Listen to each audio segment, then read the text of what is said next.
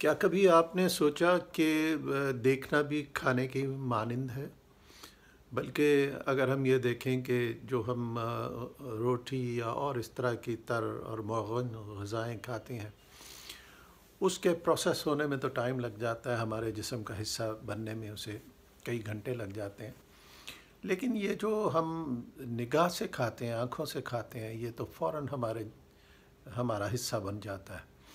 और ये हमारे मादी जिस्म नहीं बल्कि डायरेक्ट हमारी रूह का एक हिस्सा बन जाता है, क्योंकि ये खाना हमारी एहसासात से खेलता है, हमारे जज्बात में उसी तरह की तब्दीली लेकर आता है। अब आपने ये देखा होगा कि अब ये आँखों का खाना तो बहुत ही बढ़ता चला जा रहा है, और इसमें ना सिर्फ ये कि हमें माशरे में इर्द-गिर्द बहुत सी ऐसी बुराइयां नज़र आती हैं और अच्छाइयाँ भी हैं, ठीक है। लेकिन हम यहाँ जो बात करना चाह रहे हैं वो ये कि हमारे माशरे में इतनी ख़राबियाँ पैदा हो गई हैं, हमारे गिरदोनवा में ऐसी चीज़ें हैं। लिबास ऐसा है जैसे गोया कि बेहिजाबी है, लोग इस तरह इंटरेक्ट करते हैं कि जिससे शर्मिंदगी हो। आप के पास जो सेल फ़ोन है, उन सेल फ़ोन पे ऐसा मवाद है कि जिस पे कोई कंट्रोल नहीं है। गो कहा तो जाता है कि कहीं कि जी ये 18 साल से कम उम्र के बच्चे नहीं देख सकते, लेकिन कहाँ रिस्ट्रिक्शन है, एक फ़ाल्स इंफॉर्मेशन के तहत वो भी देखा जा सकता है। तो हम इर्द गिर्द जो आसाइशात हैं, अच्छी कारें हैं, बिल्डिंग्स हैं, उनको भी हम देखते हैं तो उसमें एक तारीफ़ी नज़र से भी हम देख सकते हैं, लेकिन बाज़ औक़ात हम हिर्स और हसद भरी नज़रों से भी देखते हैं, हम लालच भरी नज़रों से भी उनको देखते हैं। तो ये जो कुछ भी हम करते हैं ये डायरेक्ट हमारी रूह पे हमारे असरअंदाज होती है।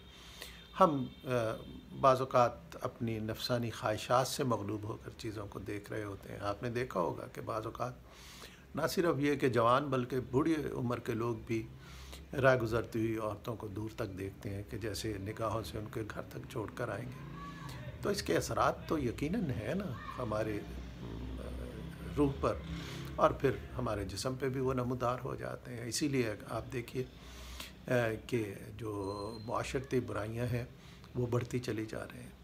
इस्लाम ने जहाँ इसके पीछे और बहुत मुफीद चीज़ें होंगी, मालूमात होंगी,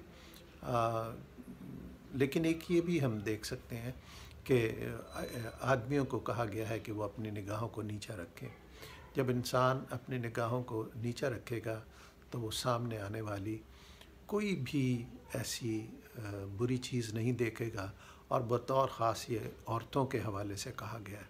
अगर हम निगाहें नीची कर लें औरतों की तरफ से, यानी एक बार तो निगाह पड़ेगी, सामने जो भी आ रहा है वो आप देखेंगे, दूसरी बार भी शायद आप देख लें कि रिकग्नाइज़ करने के लिए, लेकिन तीसरी दफ़ा जो निगाह उठेगी वो बुराई से कतअन खाली नहीं हो सकती।